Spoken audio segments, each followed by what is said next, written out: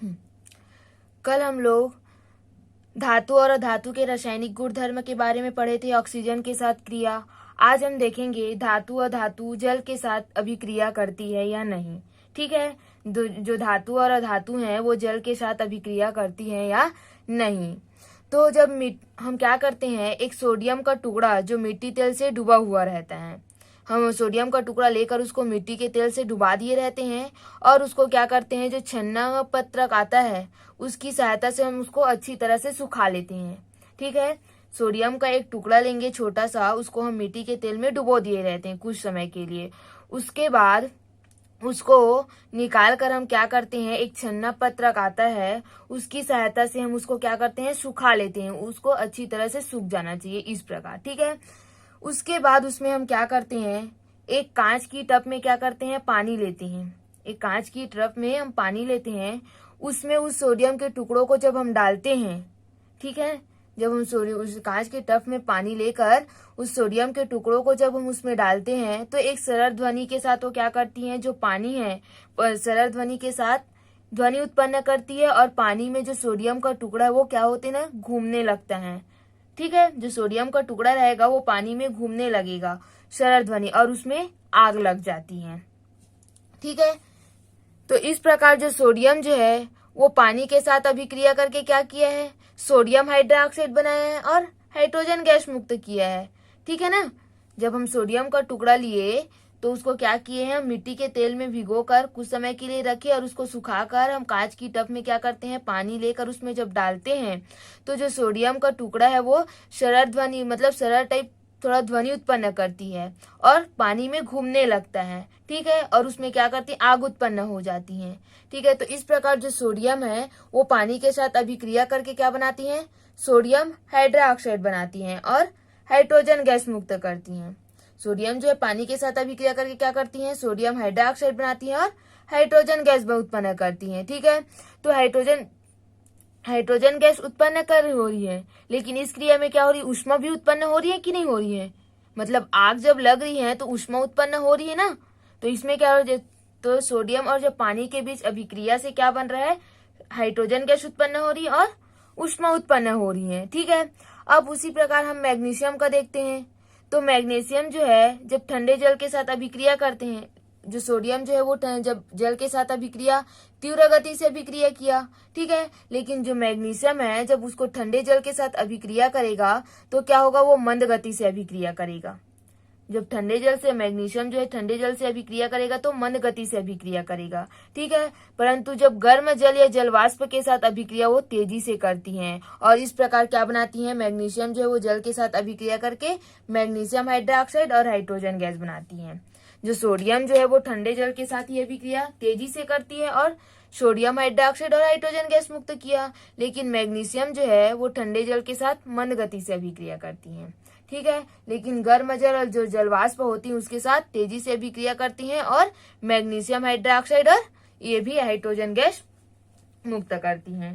ठीक है, अब जिंक का देखेंगे। जिंक और जो लोहे जो है वो भी जल वाष्प के साथ अभिक्रिया मंद गति से ही करती हैं। जिंक जो है और लोहा मतलब जिंक और लोहा जो है वो अभिक्रिया करती हैं लेकिन बहुत मंद गति से करती हैं। ये भी धातुएं हैं। अब देखें, अब तांबा सोना चांदी जो है वो जल के साथ अभी कोई अभिक्रिया नहीं करती। तांबा को हम देखते हैं तो उसमें वो भी सोना भी जब पानी में भीगता है तो उससे भी कोई अभिक्रिया नहीं होती, चांदी भी उससे भी कोई अभिक्रिया नहीं होती। तो इस प्रकार क्या है, जो जल के साथ मतलब धातुएं जो है मैग्नीशियम जो है जल के साथ अभिक्रिया करके मैग्नीशियम हाइड्रोक्साइड और हाइड्रोजन गैस और सोडियम भी जल के साथ अभिक्रिया करके सोडियम हाइड्रोक्साइड और हाइड्रोजन गैस मुक्त करती हैं। ठीक है, और हम देखेंगे अधातु। तो अधातु जो है वो जल के साथ कोई अभिक्रिया नहीं करती, केवल धातुएं ही जल के साथ अभिक्रिया करती हैं और अधातुएं जो है वो जल के साथ अभिक्रिया नहीं करती। ठीक है, अब देखेंगे तीसरा है अम्लों के साथ अभिक्रिया।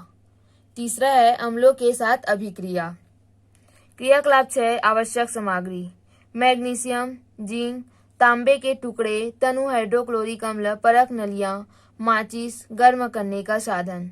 इन तीनों धातुओं को अलग अलग परख नली में लीजिए और इसमें 1/4 तनु हाइड्रोक्लोरिक अम्ल डालिए।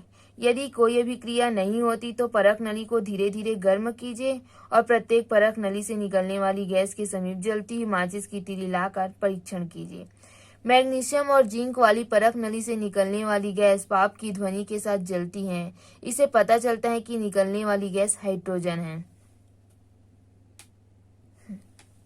तांबे के टुकड़े हाइड्रोक्लोरिक अम्ल से अभिक्रिया नहीं करती। तांबा सांद्र सल्फ्यूरिक अम्ल तथा नाइट्रिक अम्ल के साथ अभिक्रिया करता है। हम धातुओं से निर्मित बर्तनों का उपयोग दैनिक जीवन में करते हैं। जब इन बर्तनों में ऐसे भोज्य पदार्थ जिनमें अम्ल उपस्थित हो, अचार, दही, खट्टे फल रखे जाते हैं, तब भोज्य पदार्थों में उपस्थित अम्ल तथा बर्तन की धातु की क्रिया के कारण विषैले पदार्थ बन जाते हैं। अतः अम्लीय अवयवों वाले इन पदार्थों को धातुओं के बर्तन में नहीं रखने की सलाह दी जाती है।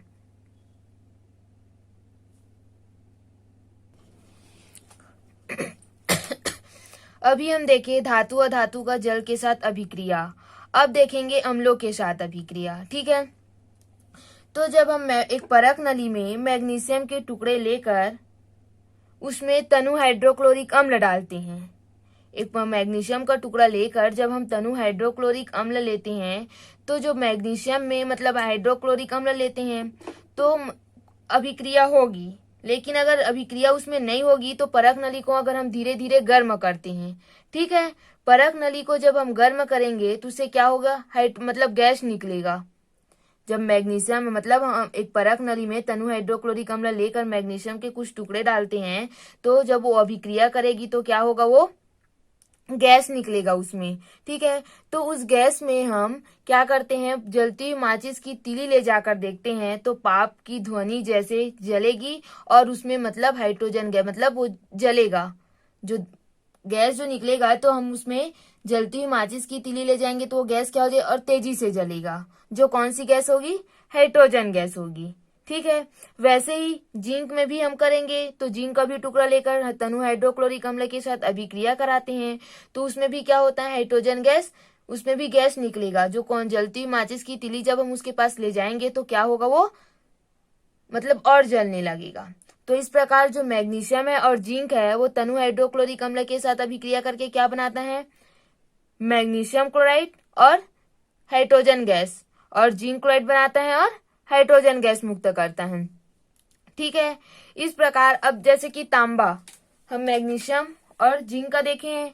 अब तांबा के जब हम टुकड़े को हाइड्रोक्लोरिक अम्ल से अभिक्रिया कराते हैं तो उससे कोई अभिक्रिया नहीं होती।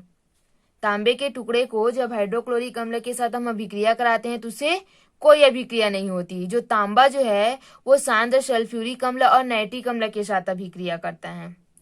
तांबा जो है वो किससे अभिक्रिया करता है, सांद्र सल्फ्यूरिक अम्ल और नाइट्रिक अम्ल के साथ अभिक्रिया करता है, न कि तनु हाइड्रोक्लोरिक अम्ल के साथ।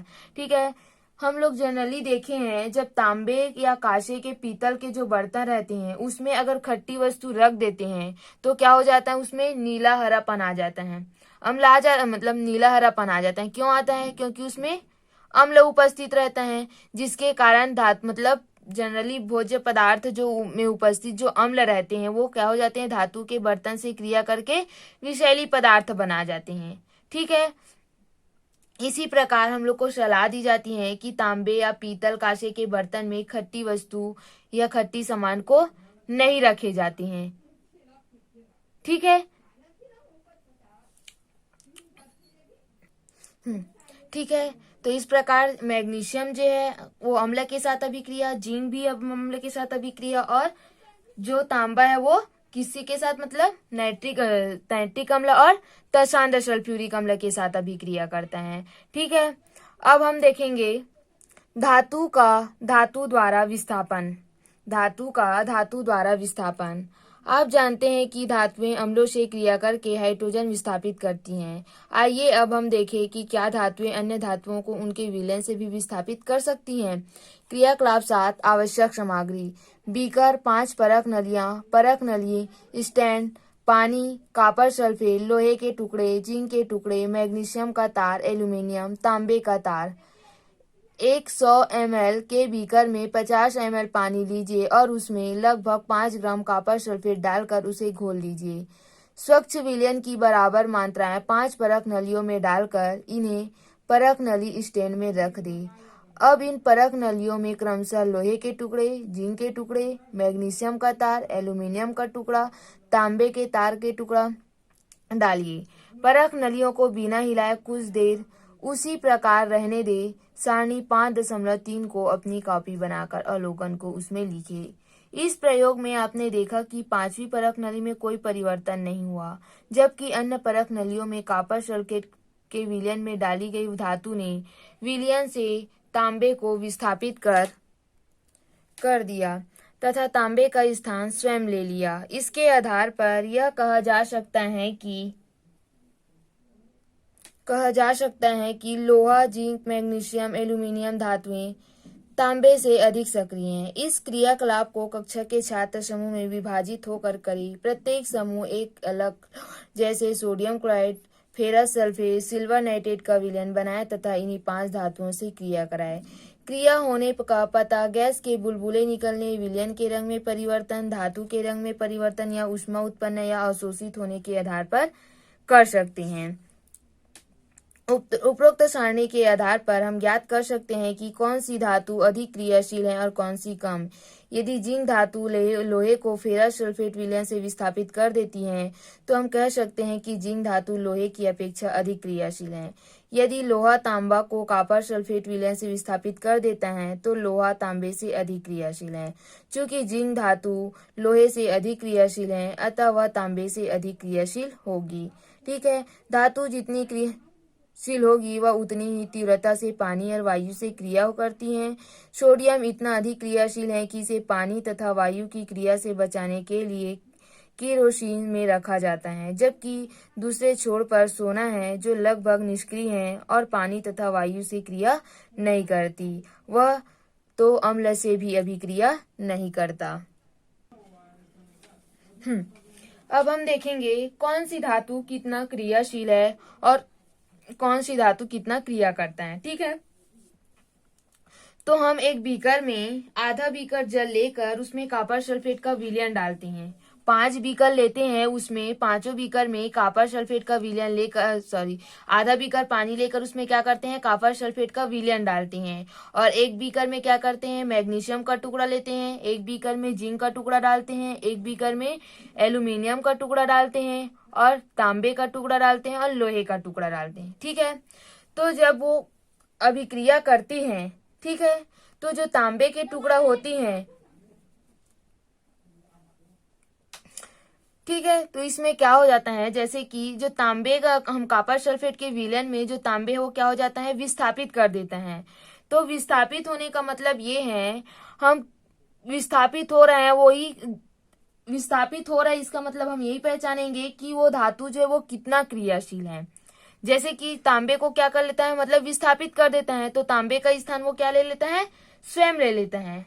ठीक है, तांबे को वो विस्थापित कर देता है और तांबे का स्थान वो क्या ले लेता है, स्वयं ले लेता है।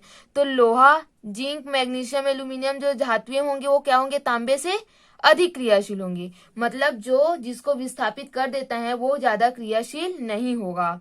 जैसे कि हम क्या करते हैं, जिंक धातु लोहे को फेरस सल्फेट विलयन से विस्थापित कर देती है। जो जिंक धातु है वो लोहे को क्या कर देती है, फेरस सल्फेट विलयन से विस्थापित कर देती है। तो इसका मतलब ये है जो जिंक धातु है वो क्या होगी, लोहे की अपेक्षा अधिक क्रियाशील होगी।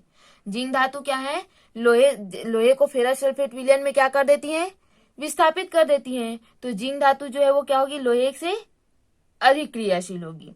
वैसे ही अगर हम लोहा तांबा को देखते हैं तो अगर लोहे तांबा को कॉपर सल्फेट विलयन से विस्थापित कर देती हैं, लोहा जो है वो तांबे को क्या कर देती हैं, कॉपर सल्फेट की विलयन से विस्थापित कर देती हैं, तो लोहा क्या होगा, तांबे से अधिक क्रियाशील होगा।